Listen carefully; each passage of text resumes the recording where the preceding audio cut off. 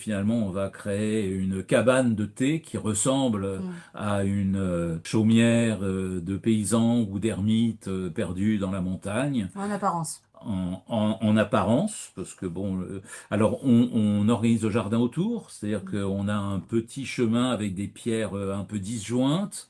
On a un endroit où il faut faire les ablutions, et comme ce sont des samouraïs, ben, il y a un auvent, il y a une antichambre, disons, dans laquelle on va déposer ses armes.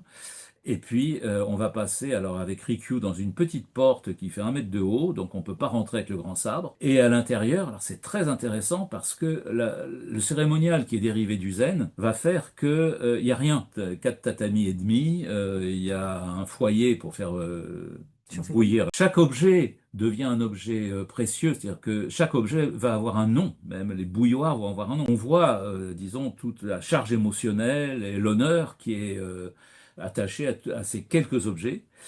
Et la décoration est à son minimum. On a une calligraphie, on a un bouquet et c'est tout. Et puis donc, ben, il y a la place pour 3 ou 4 personnes.